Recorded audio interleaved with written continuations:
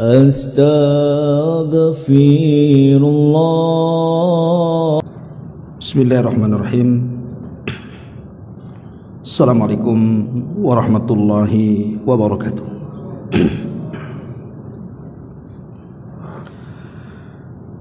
Alhamdulillah wassalatu wassalamu ala Rasulillah wa ala alihi wa sahbihi wa mawalah wa la hawla wa la quwwata illa billahi wa ba'du. Alhamdulillah, di malam hari ini kembali kita bisa berkumpul di majelis ilmu, majelis yang para malaikat mendoakan orang-orang yang duduk di majelis ilmu. Bahkan Nabi SAW mengatakan, humul kaum la yashqa jalisuhum. Majlis ilmu adalah majlis yang tidak pernah ada kecelakaan bagi orang-orang yang duduk di situ. Dan Nabi SAW mengatakan, man salaka tariqan yaltamisu fihi ilma sahhalallahu bihi tariqan ilal jannah. Barang siapa yang berjalan dalam rangka menuntut ilmu, maka Allah akan mudahkan jalannya menuju surga Allah Subhanahu wa taala. Salawat dan juga salam tentunya tetap kita hadiahkan kepada Rasul kita, Nabi besar Muhammad sallallahu alaihi wa ala alihi wasallam. Pembahasan di malam hari ini kita akan membahas sebuah ibadah yang sangat-sangat agung sekali, tapi banyak dilupakan manusia. Padahal ibadah ini tidak seperti ibadah salat yang harus menjaga waktu-waktunya, kemudian juga harus bersih dari hadas besar dan kecil, kemudian harus datang ke masjid bagi laki-laki, belum lagi dengan gerakannya. Tentu ibadah ini sangat berat kecuali orang-orang yang khusyuk. Atau tidak seperti ibadah puasa yang kita harus menahan lapar, dahaga dan juga syahwat mulai dari terbit fajar sampai tenggelam matahari. Ataupun tidak seperti ibadah haji yang mengumpulkan harta, kemudian mempersiapkan kesehatan, karena ibadah haji bukan ibadah biasa, tapi ibadah fisik dan harta. Ibadah satu ini cukup memandang saja, tetapi ibadah hanya cukup mendengar dan memandang ini adalah seafdol-afdolnya ibadah. Apa ibadah itu? Ibadah itu disebut dengan ibadatu at-tafakkur. Ibadah yang disebut dengan tafakkur. Tafakkur itu artinya melihat tanda-tanda dan kuasa ciptaan Allah Subhanahu wa taala. Terkadang di antara kita apabila melihat ada bangunan yang mencakar ke langit, kita takjub, kok bisa mereka membangunnya. Apabila kita melihat pesawat yang terbaru, bagaimana bisa kemudian mereka merangkainya. Apabila kita melihat kapal, apalagi kapal pesiar yang luar biasa keindahannya, kita terkadang takjub luar biasa. Padahal bagi Allah itu kecil. Allah Subhanahu wa taala justru menciptakan sesuatu yang tidak bisa diciptakan manusia. Ada langit, ada bumi dan yang semacamnya. Tapi terkadang kita hanya takjub kepada ciptaan manusia dan kurang takjub dengan ciptaan Allah Subhanahu wa taala. Ini bahaya. Ma'asyiral muslimin yang dimuliakan Allah Subhanahu wa taala, ibadah tafakkur ini adalah ibadah para ulama. Dan ibadah ini adalah ibadah yang dipuji oleh Allah Subhanahu wa taala dalam Al-Qur'anul Karim. dan Allah mencela bagi orang-orang yang tidak melakukannya. Allah Subhanahu wa taala berfirman dalam surah Al-Imran ayat 190, Inna fi khalqis samawati wal ard wa ikhtilafil laili wan nahar la ayatin liulil albab alladzina yadhkuruna Allaha qiyaman wa qu'udan wa ala junubihim wa yatafakkaruna fi khalqis samawati wal ard Rabbana ma khalaqta hadza batilan subhanaka fakina adzabannar. Sesungguhnya pada ciptaan langit dan bumi, kata Allah, dan adanya pergantian siang dan malam, terdapat tanda-tanda kuasa Allah bagi orang-orang yang berfikir. Lihat bagaimana Allah Subhanahu wa taala mengkhitab orang-orang yang berfikir, ulil albab, orang-orang yang punya pemikiran yang sehat. Siapa mereka? Yaitu orang-orang yang selalu berzikir mengingat Allah, baik dalam keadaan berdiri, duduk ataupun berbaring, dan mereka senantiasa merenungkan penciptaan langit dan bumi, dan mereka pun berkata, Ya Rabb, Engkau tidak pernah menciptakan itu semua sia-sia. Maha suci Engkau ya Rabb, maka lindungilah kami dari azab neraka. Lihat bagaimana Allah memuji orang-orang yang memiliki ulil albab, memiliki pikiran-pikiran yang sehat, pikiran-pikiran yang jernih. Siapa pemilik pikiran yang sehat dan jernih itu? Di sini Allah sebutkan dua sifat. Pertama, orang-orang yang banyak berzikir kepada Allah Azza wa Jal, dan yang kedua, orang yang banyak berfikir. Jadi di sana ada zikir, ada pikir. Ini ibadah yang luar biasa. Zikir artinya mengingat Allah Subhanahu wa taala dengan menyebut-nyebut namanya.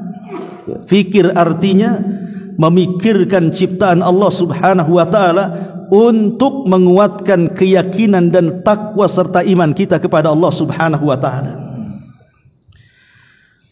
Ma'asyiral muslimin yang dimuliakan Allah Subhanahu wa taala, dan Allah sebaliknya mencela orang-orang yang tidak pernah melihat kekuasaan Allah. Allah cela dalam Quran. Allah Subhanahu wa taala mengatakan dalam surah An-Nahl 78, ataupun Allah Subhanahu wa taala mengatakan dalam surah Al-A'raf ayat 179, walaqad dara'na li jahannama katsiran minal jinni wal insi lahum qulubun la yafqahuna biha wa lahum a'yunun la yubsiruna biha wa lahum adhanun la yasma'una biha ulaika kal an'am bal hum adhal ulaika humul ghafilun. Dan sungguh kami jadikan untuk isi neraka jahanam itu kebanyakan dari jin dan manusia. Siapa mereka jin dan manusia penghuni jahanam itu? Mereka orang-orang yang memiliki hati tetapi tidak dipergunakan untuk memahami ayat-ayat Allah. Mereka orang yang memiliki mata tapi tidak digunakan untuk melihat tanda-tanda kuasa Allah. Dan mereka orang-orang yang memiliki telinga tapi tidak dipergunakan untuk mendengar ayat-ayat Allah. Maka mereka laksana binatang ternak, bahkan mereka lebih sesat dibandingkan binatang ternak. Mereka itulah orang-orang yang lalai. Lihat bagaimana Allah mencela orang-orang yang tidak tafakkur. Ma'asyiral muslimin yang dimuliakan Allah Subhanahu wa taala, Allah Subhanahu wa taala sudah memberikan sarana kepada anggota badan kita ini untuk senantiasa tafakkur. Allah mengatakan dalam surah An-Nahl 78, wallahu akhrajakum min butuni ummahatikum la ta'lamuna syai'an wa ja'ala lakumus sam'a wal absara wal af'idata la'allakum tashkurun. Dan Allah telah mengeluarkan kamu dari perut ibu kalian itu dalam keadaan tidak mengetahui siapapun dan tidak mengetahui apapun. Kemudian Allah Subhanahu wa taala berikan kalian pendengaran, penglihatan dan juga hati agar kalian bersyukur. Lah bersyukurnya penglihatan, bersyukurnya pendengaran dan hati itu dengan cara apa? Tafakkur. Karena tafakkur itu memikirkan tanda-tanda kuasa Allah bukan dengan kaki, bukan dengan tangan, bukan dengan perut, tetapi tafakkur itu dengan dua alat yang ada di kepala kita, mendengar ayat-ayat Allah alias tadabbur, dan melihat tanda-tanda kuasa Allah alias tafakkur. Masuk ke dalam hati, barulah bertambah iman kita. Ma'asyiral muslimin yang dimuliakan Allah Azza wa Jalla, dijelaskan dalam sebuah hadis dari Atha bin Abi Rabah. Kata Atha bin Abi Rabah, dakhaltu ana wa Ubaid ibn Umar ala Aisyah radhiyallahu anha. Kata Atha, satu hari aku masuk bersama Ubaid ibn Umar menemui Ummul Mukminin Aisyah radhiyallahu anha. Faqala Ibnu Umar, berkatalah Ubaid ibn Umar ini, hadithina bi'ajabi syai'in ra'aitihi min Rasulillah sallallahu alaihi wasallam. Wahai Ummul Mukminin Aisyah, bisa enggak kau ceritakan sesuatu yang paling ajaib yang engkau lihat dari Nabi sallallahu alaihi wasallam? Fabakat, tiba-tiba Aisyah menangis. Kemudian Aisyah bercerita, qama lailatan minal layali, satu hari Nabi sallallahu alaihi wasallam hendak melaksanakan qiyamul lail. Faqala, maka Rasul mengatakan kepadaku, ya Aisyah, dharini ata'abbadu li Rabbi. Wahai Aisyah, untuk malam ini biarkan suamimu berikan waktu untuk khusus beribadah kepada Allah Azza wa Jalla. Qalat, maka Aisyah mengatakan, wallahi inni la uhibbu qurbak wa uhibbu ma yasurruk. Demi Allah wahai Rasul, aku sangat mencintai untuk tetap dekat dengan badanmu, dan aku juga sangat mencintai apa yang kau sukai. Qalat, maka Aisyah menceritakan, faqama fatatahhar, maka Rasul pun kemudian pergi, kemudian mengambil air wudu. Thumma qama yusalli, kemudian Rasul salat malam. Falam yazal yabki, dalam salat itu mulai ba'da isya sampai mendekati fajar, Rasul terus menangis, tidak berhenti dengan tangisannya, sampai-sampai bekas sujudnya penuh dengan tangisan Nabi sallallahu alaihi wasallam. Maka kemudian di waktu fajar Nabi sallallahu alaihi wasallam berangkat untuk salat fajar bersama kaum muslimin di Masjid Nabawi. Maka Bilal pun kemudian mengumandangkan azan. Setelah salat subuh, Bilal melihat ada bekas-bekas tangisan Nabi sallallahu alaihi wasallam. Qala, maka Bilal berkata, ya Rasulullah, lima tabki wa qad ghafara Allahu laka ma taqaddama min dhanbika wa ma ta'akhkhar. Rasul, kenapa engkau menangis? Bukankah Allah telah mengampuni dosamu yang telah, yang sedang, dan yang akan datang? Apa yang kau tangisi lagi? Maka Nabi SAW mengatakan, afala akunu abdan syakur. Ya Bilal, salahkah aku menjadi hamba yang bersyukur? Laqad nazalat alayya al-lailatu ayat, semalam turun ayat kepadaku wahai Bilal. Wailun liman qara'aha walam yatafakkar ma fiha. Celaka bagi orang yang membacanya tapi dia tidak mau tafakkur dengan ayat itu. Celaka bagi orang yang membacanya tapi dia tidak mau tafakkur dengan ayat itu. Kemudian Bilal mengatakan, ya Rasulullah, ayat apa itu? Seperti apa bunyinya? Maka Nabi SAW membacakan surah Al-Imran yang tadi saya baca, inna fi khalqis samawati wal ardh wa ikhtilafil laili wan nahar la ayatin li ulil albab alladzina yadhkuruna Allaha qiyaman wa qu'udan wa ala junubihim wa yatafakkaruna fi khalqis samawati wal ardh rabbana ma khalaqta hadza batilan subhanaka faqina adzaban nar. Sungguh pada ciptaan langit dan bumi pergantian siang dan malam terdapat tanda-tanda bagi orang yang berfikir. Orang-orang yang senantiasa berzikir mengingat Allah, baik dalam keadaan berdiri, duduk ataupun berbaring, mereka merenungkan ciptaan langit dan bumi, dan mereka berdoa, ya Rabb, tidaklah Engkau ciptakan semua ini sia-sia. Maha suci Engkau, maka lindungilah kami dari azab neraka, ya Rabb. Lihat bagaimana ma'asyiral muslimin yang dimuliakan Allah Subhanahu wa taala. Nabi sallallahu alaihi wasallam senantiasa tafakkur, menangis setiap malam hanya melihat ciptaan Allah Subhanahu wa taala. Itulah ibadah yang sangat agung sekali yang kita akan jelaskan. Bahkan para ulama mengatakan, seperti yang dikatakan Umar bin Abdul Aziz rahimahullahu taala, al-kalamu bi dzikrillahi hasanun wal fiqratu fi ni'amillahi afdalul ibadah. Berzikir kepada Allah itu bagus, tapi berfikir akan nikmat-nikmat Allah, kekuasaan Allah, itu seafdal-afdalnya ibadah. Bahkan dikatakan oleh para ulama juga, di antaranya Bishr ibn al-Haris al-Hafi rahimahullahu ta'ala, lau tafakkaran nasu fi azamatillahi lama asauhu.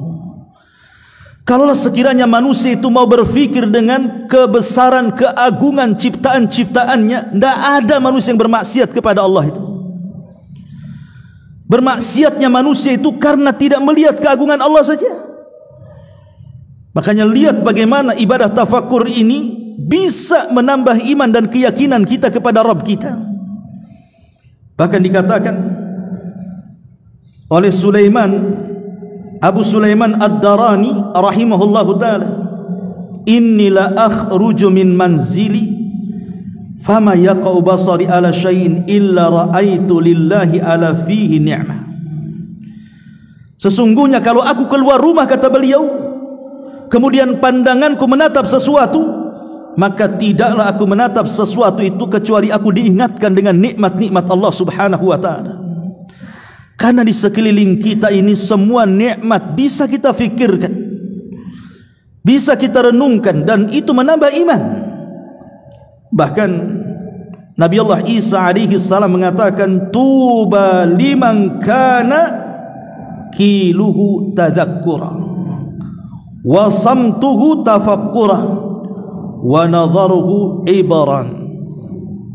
Beruntunglah, kata beliau, beruntunglah bagi orang-orang yang lisannya senantiasa digunakan untuk berzikir, kemudian yang hatinya dan diam lisannya digunakan untuk tafakur, dan setiap apa yang dilihatnya dijadikan untuk ibrah, pelajaran dalam kehidupannya. Begitulah ma'asyiral muslimin yang dimuliakan Allah Azza wa Jalla, agungnya ibadah tafakur ini. Setelah kita tahu bahwa betapa tingginya ibadah tafakur ini, baik kita akan masuk pada kekuasaan Allah Subhanahu wa taala. Apa yang ditafakuri ini? Karena sahabat Ibnu Umar radhiyallahu an pernah berkata kepada Nabi sallallahu alaihi wasallam soal ibadah tafakur ini. Maka Nabi sallallahu alaihi wasallam mengatakan, tafakkaru fi ala illahi wa la tatafakkaru fillahi. Renungkanlah nikmat-nikmat yang Allah anugerahkan kepada kalian, dan janganlah kalian memikirkan tentang zat Allah Subhanahu wa ta'ala. Kalau kita mendekatkan diri kepada Allah dengan melihat Allah Subhanahu wa ta'ala secara langsung, mustahil. Macam mana kita caranya melihat Allah Subhanahu wa ta'ala? Allah tidak mungkin terlihat di dunia. Jangan lagi sekelas kita ketika peristiwa Isra Mi'raj, Rasul sampai di Sidratil Muntaha, berjumpa dengan Allah. Apakah Rasul melihat zat Allah? Tidak. Yang Rasul lihat itu hanya hijabnya. Nurun inni ara, aku melihat cahaya saja. Kemudian Rasul berdialog dengan Allah Subhanahu wa ta'ala. Akhirnya disyariatkan salat 5 waktu. Begitu juga Nabi Musa alaihi salatu wasalam yang meminta untuk memandang zat Allah Subhanahu wa ta'ala. Allah katakan, lantarani, engkau tidak bisa melihatku. Tapi kalau kau maksa wahai Musa, lihat gunung batu itu. aku akan menampakkan diriku kepada gunung batu. Kalau gunung batu itu tidak bergeming, engkau bisa melihatku. Falamma tajalla rabbuhu lil jabal, ketika Allah betul-betul menampakkan kepada gunung itu, ja'alahu dakka, gunung itu hancur berkeping-keping. Wa sara Musa sa'iqa, dampaknya Musa pun pingsan. Ketika Musa siuman, Musa mengatakan, tubtu ilaika ya Rabb, aku bertobat kepadamu ya Rabb, aku tidak akan meminta melihatmu lagi. Di dunia manusia tidak bisa melihat Allah. Lalu bagaimana caranya kita kemudian yakin adanya Allah Subhanahu wa taala, sementara kita tidak bisa melihat Allah Subhanahu wa taala? Satu-satunya hanyalah dengan cara ibadatut tafakkur. Kita lihat di sekeliling kita. Kita lihat langit, bumi dan segala isinya. Itu menunjukkan wujudnya Allah Subhanahu wa taala. Makanya ibadah tafakkur ini ibadah yang sangat agung karena mendekatkan diri kepada Allah, ma'rifatullah, bagaimana cara mengenal Allah yang sesungguhnya. Karena itu sesuai dengan fitrah dan akal manusia. Ma'asyiral muslimin yang dimuliakan Allah Subhanahu wa taala. Kita tahu bahwa ciptaan Allah Subhanahu wa taala yang pertama adalah Arsyur Rahman. Ada 4 penciptaan Allah yang pertama-tama diciptakan Allah Subhanahu wa taala.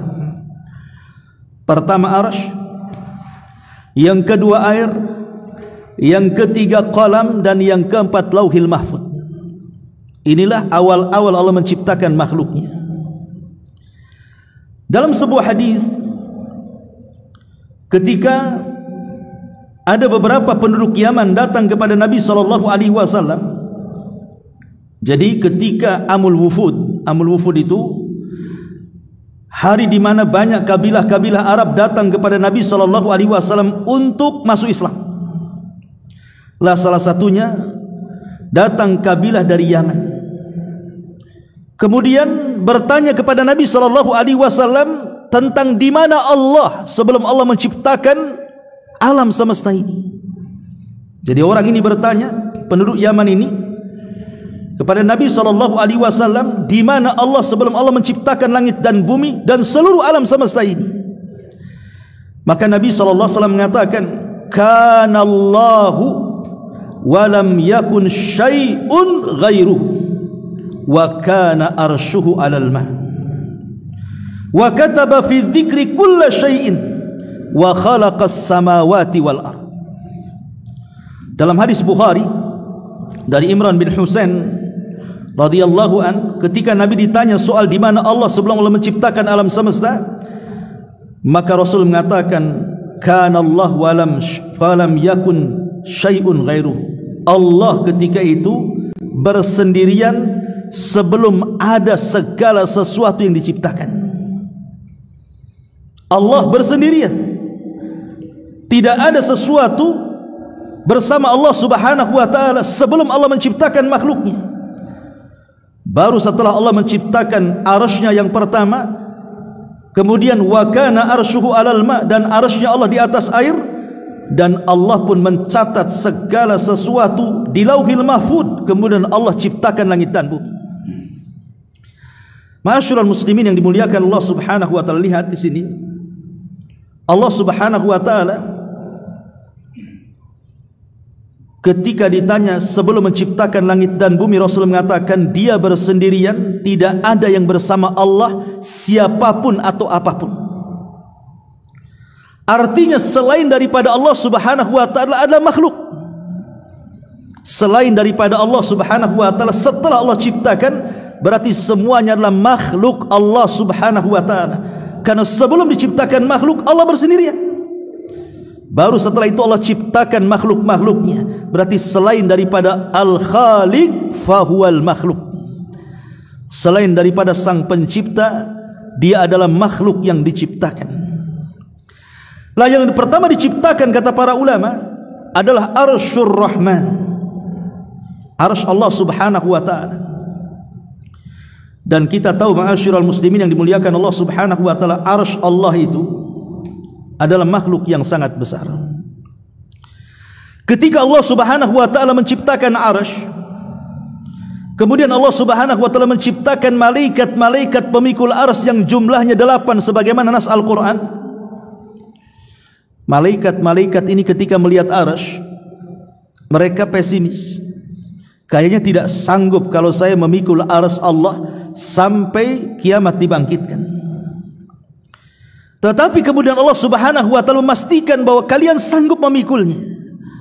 Tapi mereka mengatakan tidak sanggup ya Allah. Maka akhirnya Allah Subhanahu wa taala mengajarkan satu lafaz yang kemudian membuat para malaikat ini kuat. Lafaznya apa? Katakan la haula wala quwwata illa billah.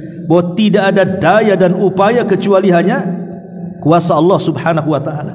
Setelah malaikat membaca la haula wala quwwata illa billah, akhirnya kemudian mereka pun sanggup memikul arsy. Dari sejak itu sampai kiamat dikiamatkan, sampai bumi dikiamatkan atau alam semesta dihancurkan.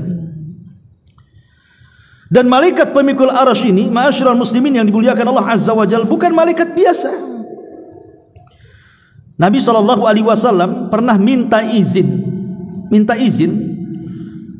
untuk mensifati malaikat-malaikat pemikul arsy. Apa kata Nabi SAW? Kata Nabi SAW, di mana kakinya itu menembus 7 lapis bumi,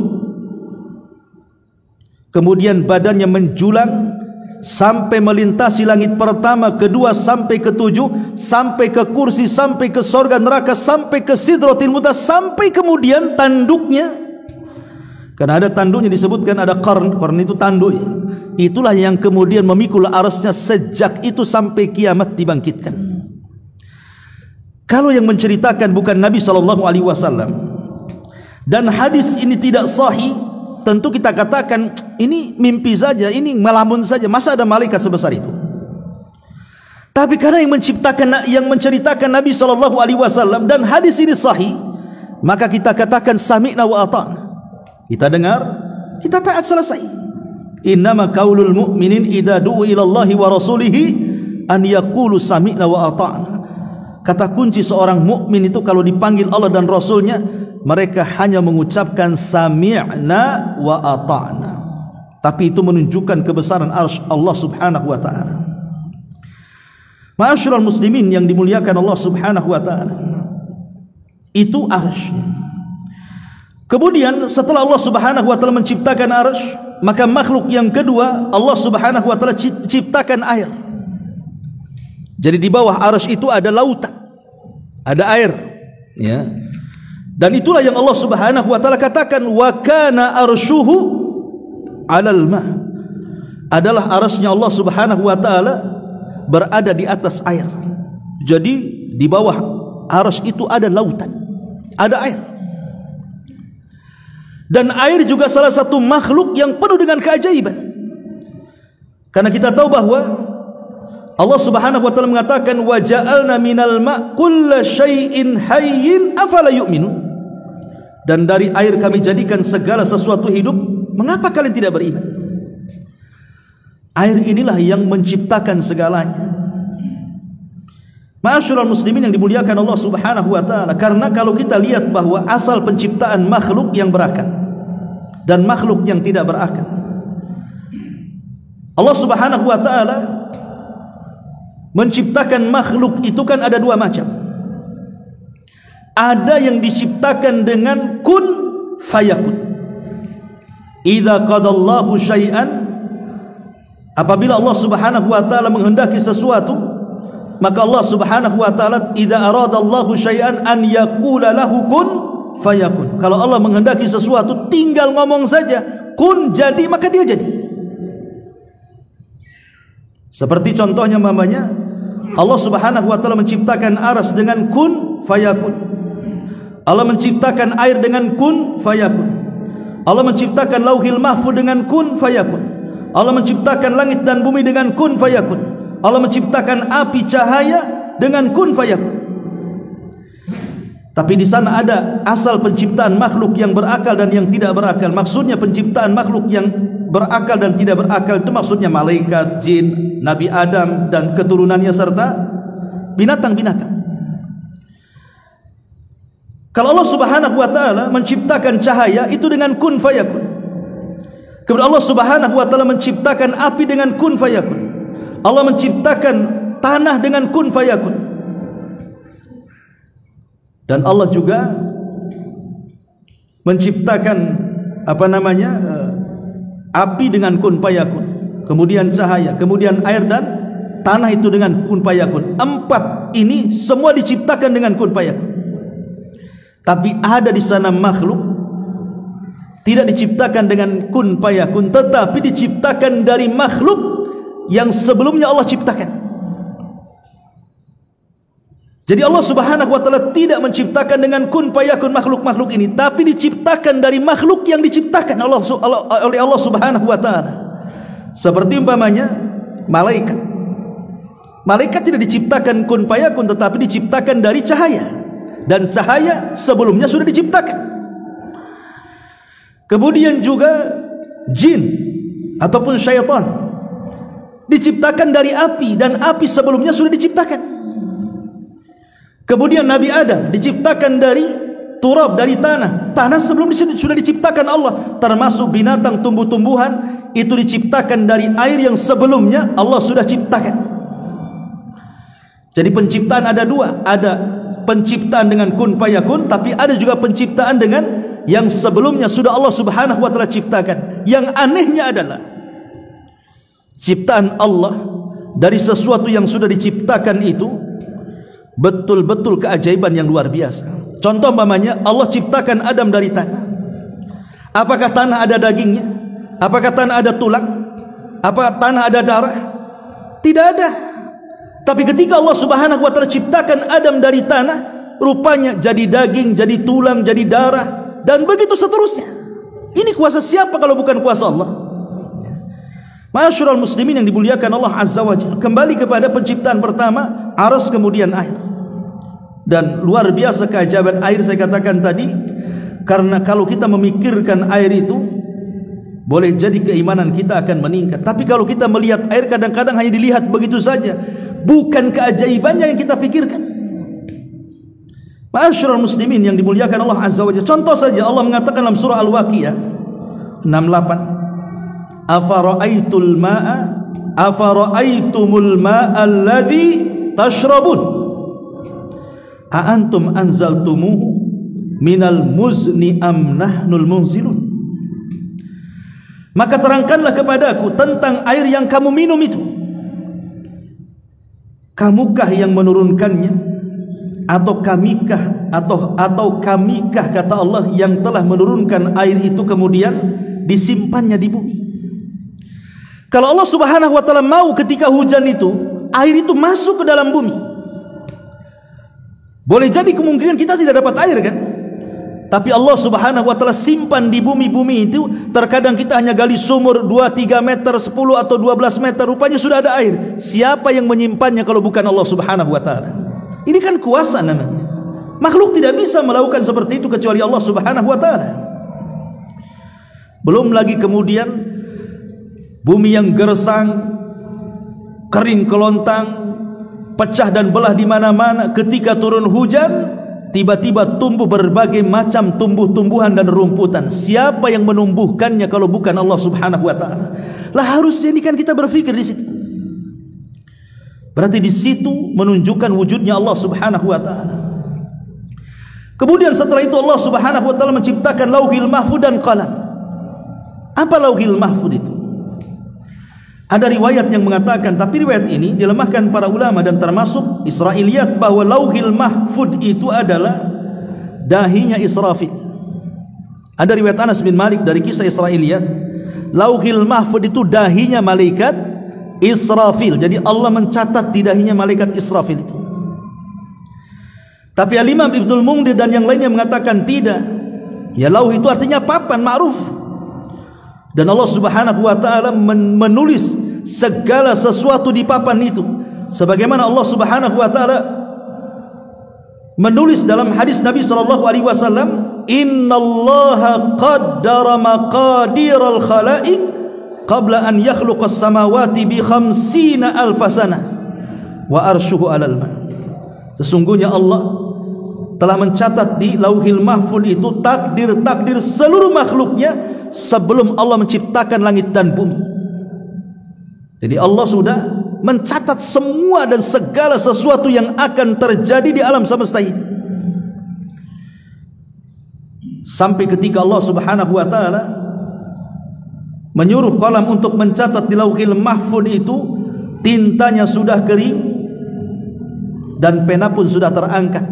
Maknanya sesuatu yang ditulis Lauhil Mahfuz tidak mungkin berubah sampai kiamat. Dan itulah penciptaan pertama kali yang diciptakan Allah, Arasy, air, qalam dan Lauhil Mahfuz. Baru setelah itu Allah Subhanahu wa taala menciptakan langit dan bumi dengan berbagai macam isinya.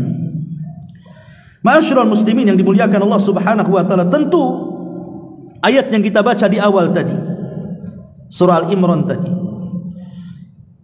kita disuruh untuk berfikir soal langit dan bumi.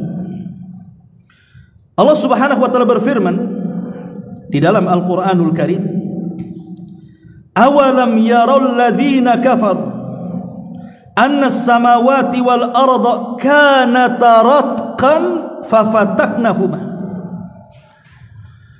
Dan apakah orang-orang kafir tidak mengetahui bahwasanya langit dan bumi itu dahulu menyatu, kemudian kami pisahkan di antara keduanya. Mungkin Anda yang pernah belajar fisika, ada namanya teori Big Bang. Kenal teori Big Bang? Kehancuran yang memisahkan langit dan bumi. Jadi sebelum teori ini muncul, Al-Quran sudah bicara soal Big Bang. Jadi dulu itu langit dan bumi menyatu. Baru kemudian Allah Subhanahu wa taala buat ledakan, baru kemudian terpisah, ada langit dan ada bumi. Dan ini kuasa Allah Subhanahu wa taala. Ma'asyiral muslimin yang dimuliakan Allah Azza wa Jalla, disebutkan dalam sebuah hadis yang dikeluarkan Imam Muslim, khalaqallahu azza wa jalla al-turbata yawma as-sabt wa khalaqa fiha al-jibal yawma al-ahad wa khalaqa asy-syajara yawma al-itsnain wa khalaqa al-makruh yawma ats-tsulatsa wa khalaqa an-nur yawma arbi'a wa batha fiha ad-dawab yawman yawma al-khamis wa khalaqa adam ba'da al-asri min yawmil jum'ah fi akhiril khalqi fi akhiris sa'ati min sa'atil jum'ah fi ma bainal asri ila al-lail. Allah Subhanahu wa taala menciptakan tanah pada hari Sabtu. Kemudian Allah Subhanahu wa taala menciptakan gunung pada hari Ahad. Kemudian Allah menciptakan pepohonan pada hari Senin. Kemudian Allah menciptakan yang dibenci pada hari Selasa. Kemudian Allah menciptakan cahaya pada hari Rabu. Kemudian Allah menciptakan, memperkembangbiakkan hewan-hewan pada hari Kamis. Dan Allah menciptakan Adam alaihi salatu wassalam setelah asar di hari Jumat. Pada akhir ciptaan, di saat akhir hari Jumat antara asar sampai datang malam. Bagaimana Allah Subhanahu wa taala dengan kuasanya, ikhwatu fiddin, setelah menciptakan langit dan bumi, Allah kemudian mengisi baik yang ada di langit atau di bumi dengan berbagai macam makhluk, yang itu semua bisa gunakan untuk tafakur. Kalau kita memandang ke langit, di sana ada matahari. Bagaimana Allah Subhanahu wa taala menciptakan matahari itu tepat di porosnya, yang kalau seandainya matahari itu keluar dari porosnya mendekat ke bumi, terbakarlah bumi. Yang kalau seandainya matahari itu menjauh dari bumi, dari porosnya, maka bekulah bumi. Tapi Allah Subhanahu wa taala tetapkan matahari pada porosnya, sehingga tidak membuat bumi terbakar dan tidak membuat bumi beku. Ini kuasa siapa? Kalau bukan kuasa Allah Subhanahu wa taala. Bergeser sedikit saja dari porosnya mendekat bumi, sudah terbakar bumi ini. Menjauh sedikit saja dari bumi, bekulah bumi. Kalau bukan karena kuasa Allah, kuasa siapa? Manusia tidak bisa melakukannya, tapi Allah Subhanahu wa taala sanggup melakukannya. Itulah menunjukkan wujudnya Allah Subhanahu wa taala. Belum lagi perpindahan malam dan siang, belum lagi ketika malam kita melihat bulan yang luar biasa dan bertaburnya bintang di mana-mana. Bukan tidak ada fungsinya, sebagaimana tadi Allah mengatakan, ma khalaqta hadza batila, Engkau tidak menciptakan sia-sia semuanya. Semua ada faedahnya. Seperti Allah Subhanahu wa taala menceritakan tentang bintang. Bintang itu banyak faedahnya. Contohnya umpamanya, bintang bisa digunakan untuk alamat peta kita berjalan ke sana kemari, terutama orang-orang yang berjalan di tengah-tengah padang pasir atau orang-orang yang berjalan di tengah-tengah lautan. Zaman dulu tidak ada kompas, tidak ada Google Map. Mereka hanya memandang bintang-bintang ke arah mana mereka harus berjalan dan mereka tidak tersesat. Artinya bisa digunakan untuk tanda dalam perjalanan. Jadi kalau zaman dulu pemetaan itu melihat bintang kemana arah pulang, kemana arah pergi. Kalau di malam hari ya, tapi kalau di siang hari melihat gunung. Kalau zaman dulu, ya. Zaman sekarang tidak perlu lah, sudah ada kompas, sudah ada Google Map dan begitu seterusnya. Bahkan diarahkan di Google Map itu, ya. Maju, belok. Nah, semua diarahkan tuh, ada suaranya pula. Ya. Kemudian juga Allah Subhanahu wa taala gunakan bintang itu untuk menghiasi langit. Ini kalau langit gelap menakutkan, ikhwan. Ada apa ini? Mau hujan deras. Tapi ketika di malam hari bertabur bintang itu, indahlah langit, tenanglah kita yang memandangnya. Dan lebih daripada itu, meteor-meteor yang Allah lemparkan dari langit ke arah bumi itu dalam rangka syuhuban lisyayatin. Allah sedang melempar setan-setan. Artinya tidak ada yang sia-sia yang Allah Subhanahu wa taala ciptakan. Baik matahari ataupun bulan ataupun bintang-bintang. Logika ikhwatu fiddin muliakan Allah Subhanahu wa taala disebutkan dalam ayat Al-Qur'an. Perhatikan, ini harus dipikirkan. Allah Subhanahu wa taala berfirman, "Qul ara'aitum in ja'alallahu 'alaikumul laila sarmadan ila yaumil qiyamah man ilahun ghairullah ya'tikum bidiya'in afala tasma'un." Bagaimana pendapat kalian kalau seandainya Allah Subhanahu wa taala jadikan malam terus gelap sampai kiamat, tidak ada terang-terangnya, digelapkan sampai kiamat, tidak ada matahari? Apakah di sana ada Tuhan selain Allah yang bisa menerangi bumi yang kita pijak ini? Atau sebaliknya, qul ara'aitum in ja'alallahu 'alaikumun nahar sarmadan ila yaumil qiyamah man ilahun ghairullah ya'tikum bilailin taskununa fihi afala tubsirun. Atau sebaliknya, Allah jadikan siang terus tidak ada malam, cahayanya terus saja memancar sampai kiamat dibangkitkan. Ada enggak di sana selain daripada Allah mampu mendatangkan malam supaya kita beristirahat kalau kalian melihat? Tidak ada, semua kuasa Allah.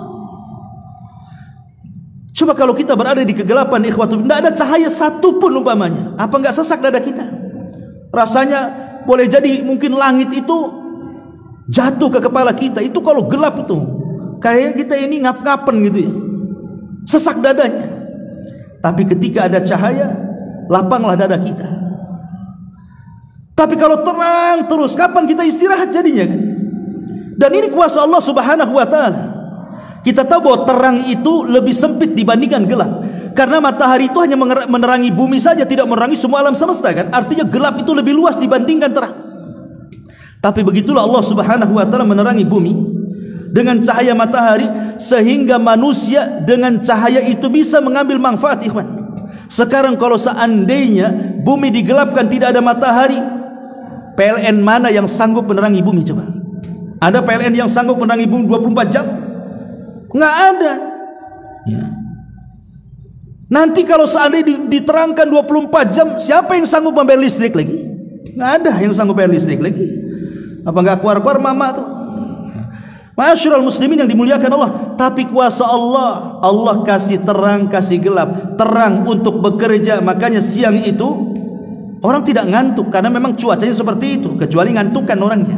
Tapi umumnya siang itu orang susah ngantuk. Memang Allah buat cuaca seperti itu, dan Allah buat malam itu mengantuk karena Allah buat cuaca itu supaya manusia itu tahu kapan kerja, kapan istirahat. Kuasa siapa kalau bukan kuasa Allah? Dan ini kan harus tafakur di sini. Ya. Ma'asyiral muslimin yang dimuliakan Allah Azza wa Jalla. Belum lagi di sekitar kita yang ada di bumi ini. Bagaimana Allah ciptakan gunung jadi pasak, bayangkan. Kalau tidak ada gunung, kita tidak mungkin berjalan seimbang. Bagaimana caranya coba? Asih gempa, lini, cemana kita mau seimbang berjalan? Ada gunung itulah dijadikan pasak, namanya pasak itu yang nancap lebih dalam dibandingkan yang keluar. Makanya gunung itu lebih banyak yang masuk ke dalam bumi dibandingkan yang muncul ke permukaan, karena itu pasak.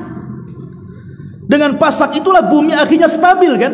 Kita bisa berjalan dengan stabil, tidak takut goyang. Kita lihat coba kalau seandainya ada gempa itu, gempa tektonik gitu atau vulkanik, lihat. Susah orang mau jalan, pegang dinding, pegang pohon, pegang macam-macam kan? Tapi ketika Allah Subhanahu wa taala menancapkan gunung, semua seimbang. Kuasa siapa kalau bukan kuasa Allah? Belum lagi Allah Subhanahu wa taala menciptakan adanya lautan dan sungai, sehingga Allah Subhanahu wa taala tanamkan rizki manusia di situ. Coba bayangkan, hari-hari orang nangkap ikan loh di laut itu, tapi tak habis-habis ikan tuh. Siapa yang memperkembangbiakkan hewan-hewan sebanyak itu coba? Dengan berbagai macam warnanya. Kapan manusia mampu mengecek ikan sebanyak itu? Itu bukan kuasa kita manusia, itu Allah Subhanahu wa taala. Tapi walaupun hari-hari manusia mengambil ikan di lautan, tidak pernah habis rezeki manusia itu. Itulah kuasa Allah Subhanahu wa taala. Allah ciptakan ini itu sampai kepada satu binatang saja. Kalau kita pikirkan itu cukup mengatakan bahwa di sana ada Allah Subhanahu wa taala. Afala yanzuruna ilal ibili kaifa khuliqat. Tidakkah kau lihat bagaimana unta diciptakan? Kenapa unta diciptakan? Kita disuruh melihat unta loh. Karena unta itu binatang ajaib. Dia bisa hidup di padang pasir yang semua binatang tidak mungkin mampu hidup di padang pasir. Kuda nggak bisa, kuda digunakan kuda di padang pasir mati dia. Unta ini dia bisa makan satu kali, minum satu kali, tapi bisa bertahan 6 bulan tak mati. Dan seolah-olah di kepalanya ada Google Map-nya tuh. Sekali dia jalan kemana, dia tahu arah pulangnya. Siapa yang mengarahkan unta itu tahu arah pulangnya. Padahal namanya padang pasir itu kalau diinjak kaki kemudian datang angin terkubur lagi bekasnya. Tapi kenapa unta tahu jalan pulangnya? Dan orang-orang dulu menjadikan unta itu kompas untuk pulang. Jadi kalau kenapa mereka menggunakan unta? Karena dikhawatirkan mereka tak bisa pulang kalau menggunakan binatang lain. Karena binatang lain tak tahu cara pulangnya. Tapi unta tahu. Siapa yang menanam kompas di kepalanya coba? Google Map-nya ada di kepalanya itu. Kok dia tahu coba? Nah, ini kan kuasa Allah semuanya. Ma'asyiral muslimin yang dimuliakan Allah. Jadi kalau kita melihat di sekeliling kita itu, semua makhluk itu bisa dijadikan untuk tafakkur. Tafakkur. Apalagi di langit kan begitu. Di sana ada Baitul Ma'mur. Tahu Baitul Ma'mur? Tempat tawafnya para malaikat. Yang satu hari kata Nabi SAW 70.000 malaikat masuk di Baitul Ma'mur tawaf. Kemudian setelah tawaf pergi entah kemana. Dan besoknya masuk lagi 70.000 malaikat. Bukan malaikat yang kemarin, tapi malaikat yang baru. Besoknya malaikat yang baru dengan jumlah yang sama. Siapa yang bisa menjumlah malaikat sebanyak itu? Wa ma ya'lamu junuda rabbika illahu wa ma huwa illa dzikra lil bashar. Tidak ada yang tahu jumlah malaikat kecuali Allah, kata Allah. Di sana ada Baitul Uzza, tempat Al-Quran disimpan. Ketika Allah mengatakan inna anzalnahu fi lailatul qadar, sesungguhnya kami turunkan Al-Quran di malam Lailatul Qadar. Ada yang mengatakan maksudnya Allah turunkan 30 juz dari Lauhil Mahfud kemudian diletakkan di Baitul Uzza di langit pertama. Baitul Ma'mur letaknya di atas langit ke-7. Adapun Baitul Uzza letaknya di langit pertama. Ini sejajar antara Baitul Ma'mur, Baitul Uzza dan Ka'bah. Itu sama tuh. Ya. Jadi kalau Baitul Ma'mur jatuh itu nimpa Ka'bah tuh. Karena dua-duanya tempat ibadahnya manusia dan malaikat. Kalau Baitul Ma'mur tawafnya malaikat, kalau Ka'bah tawafnya manusia. Dan Baitul Uzza itu tempat tersimpannya Al-Quran di situ. Baru setelah 30 juz diletakkan di Baitul Uzza, barulah Allah turunkan Al-Quran ayat demi ayat ke bumi kepada Nabi SAW selama 23 tahun. Baru rampung 30 juz. Dan banyak di sana ada kursi yang merupakan tempat pijakan kaki Allah Subhanahu wa taala.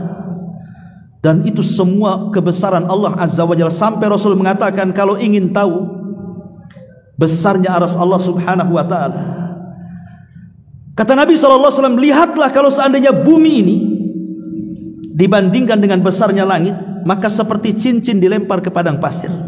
Cincin buminya, padang pasir itu langitnya. Kalau kita padukan langit dan juga bumi, kemudian dibandingkan dengan kursi, sama seperti cincin dilempar ke padang pasir. Langit bumi itu cincinnya, kursinya Allah itu padang pasirnya.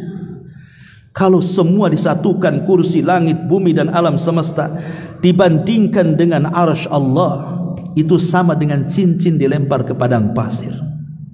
Padang pasir itu arsy-nya, cincin itulah kursinya, langitnya, buminya dan segala isinya.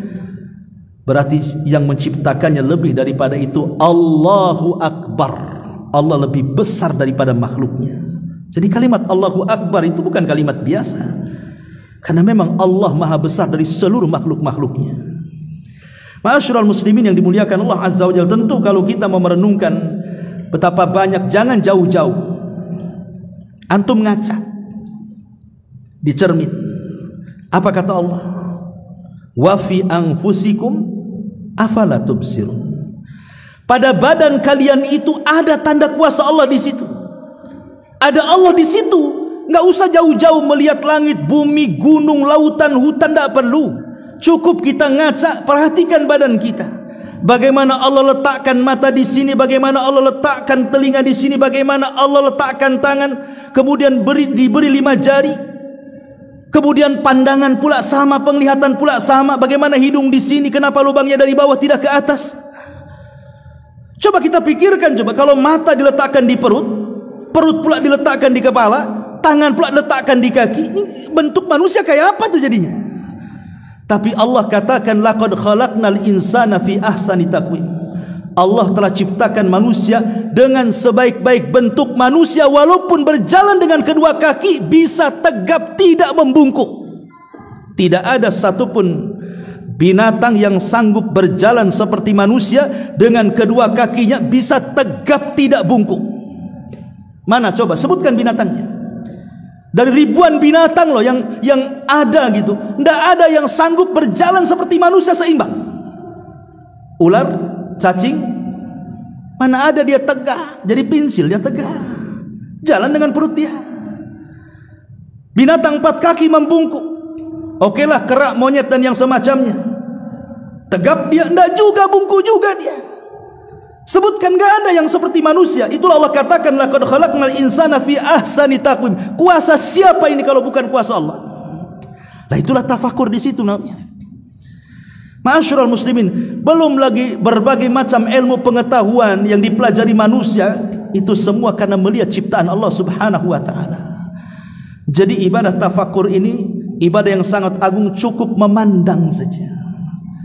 Kita sudah mendapatkan pahala besar, meningkat iman dan takwa. Sebagaimana tadi kata para ulama salaf, kalau orang betul-betul tafakur dengan ciptaan Allah, tidak mungkin ada manusia yang bermaksiat kepada Allah Subhanahu wa taala. Wallahu alam bisawab. Ini yang bisa sampaikan, mudah-mudahan ada manfaatnya ya. Karena hampir jam 9. Ya, tutup dengan doa kafaratul majlis. Subhanakallahumma bihamdika asyhadu an la ilaha illa anta astaghfiruka wa atubu ilaik. Allahu taala alam. Assalamualaikum warahmatullahi wabarakatuh.